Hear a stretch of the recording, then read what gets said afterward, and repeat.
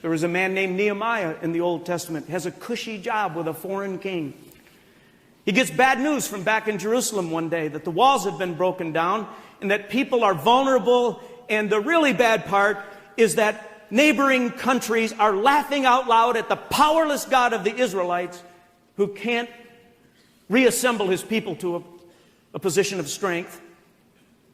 Nehemiah thinks about it, and he thinks about it more. And what does this powerful leader do? He breaks down bawling.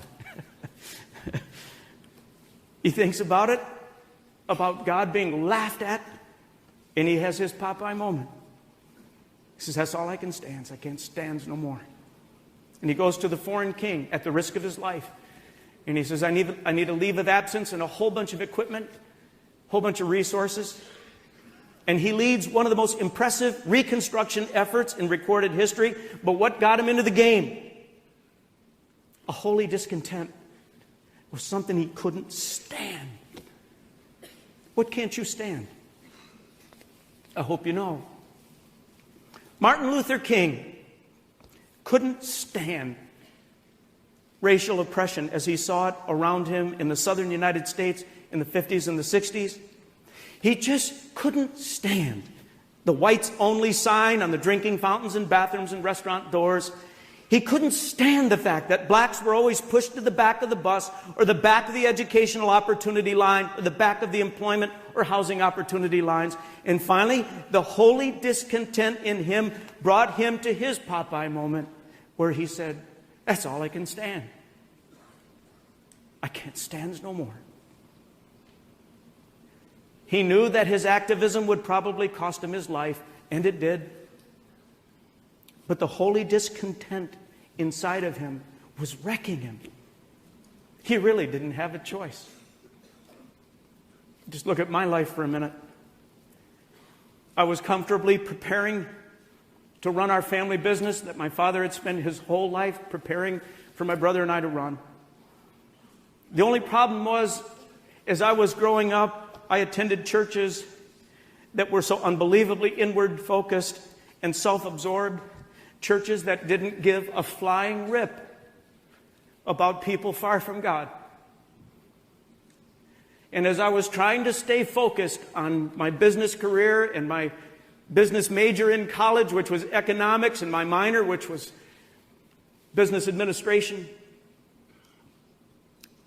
the holy discontentedness got the best of me.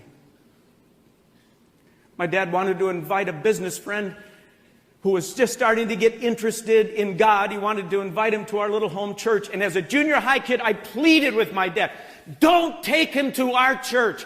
If he's got a spark of spiritual interest in his life, we will extinguish it in 60 minutes. Don't do it. When I was 17, I invited the wildest kid in my high school, at his request, to our church. It wrecked him. He never came back to a church to this day, but it wrecked me too.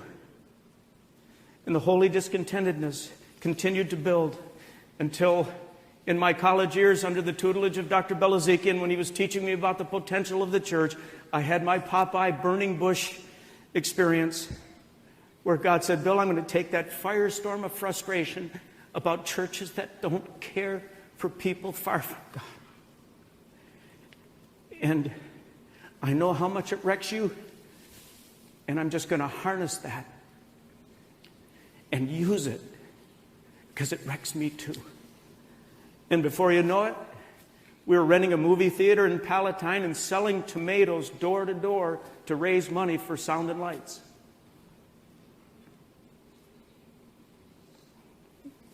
This event, the Leadership Summit, 10 years ago, my frustration level got so high.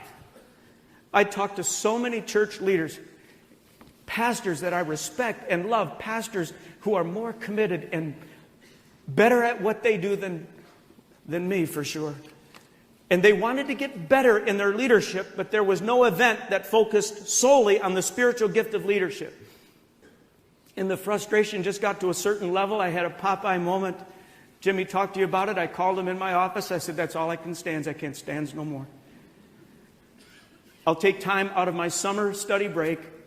I'll drive back to Chicago, Jimmy. I don't care if there's 5 leaders. I don't care. It doesn't bother me. If there's 5 leaders each year for 2.5 days, I'll pour my life into them.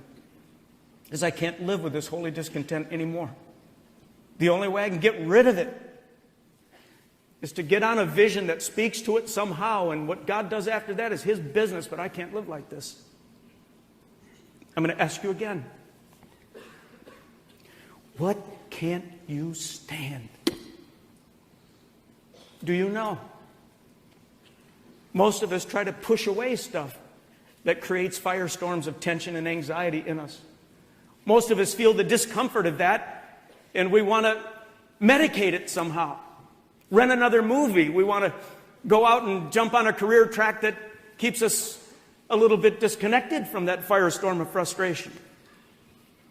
But I want to tell you, one of the most important things you can do is to identify the answer to the question, what is it that you can't stand?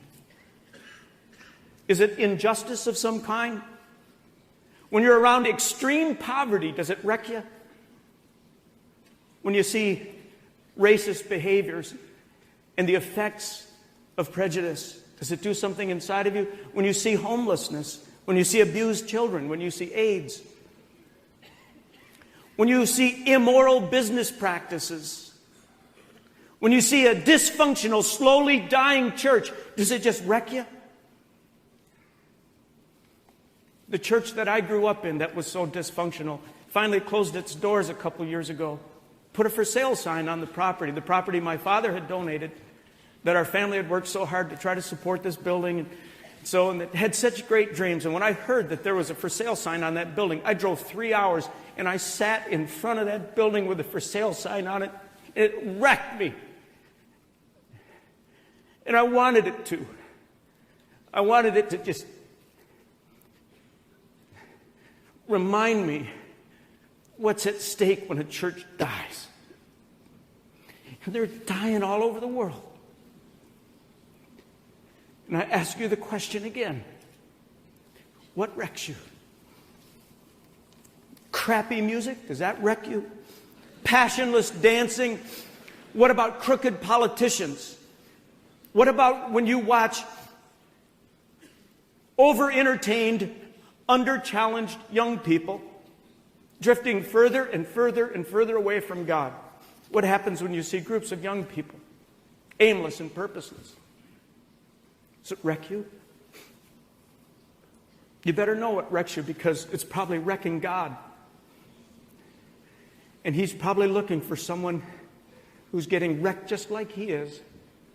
And I don't care how capable you are, how smart you are, how thin you are, how good looking. It's not about that, friends. God's just looking for someone who gets wrecked about what He gets wrecked about. And then He wants to sign you up and give you a vision that will relieve that anxiety in you and get you on the solution side of something. And that will motivate you for a long time. As we close, I'd like to ask you to all bow your heads for a second. And I want to ask you a really dangerous question. And the question is this: what can't you stand? I really mean this, friends. There is so much at stake here in our broken world. You know yourself. You know what it is that when you see it, when you hear it, when you're around it, it creates this emotion in you. It stirs your passions. It makes you stay awake at night. What is your holy discontent? And you need to know that that's not just some lottery thing. There's a reason why you grew up just like you did, and why you've experienced what you've experienced, and why you've traveled where you've traveled, and why you've done what you've done. And along your life's path, you've seen something, you've felt something. And it's gripped you, it's stirred you. And you need to know that what it is that creates that firestorm in you, what's wrecking you is also wrecking the heart of a holy God. And He's looking for someone like you to label your holy discontent. And He'll birth a vision in you that will release energy in you, because you'll start setting things that are wrong right. You'll start taking a situation of total defeat and you'll start racking up a victory, even if it's just in one life here or one life there. How I pray that you will all be in touch with your holy discontent. And please, friends, don't medicate it. Don't go out and rent movies and go places and make a bunch of money so that you don't have to pay attention to it. Feed your holy discontent. And when it just rises to that point where, like Popeye, you say, I can't stand it anymore, God will birth a new vision in you. And you'll have the energy from Him to go up the next hill. And to those of you who know what your holy discontent is, are you risking enough for it? I really mean that. Are you risking enough for it? I mean, like, in what life are you going to go all out for the remediation of your holy discontent? It's the only one you have. Are you doing everything in your power, leading at the highest of levels, going on record as saying, with God's help, because I know it wrecks Him as much as it does me, I'm going to spend every day of the rest of my life trying to bring hope and help to this brokenness that creates the firestorm in me.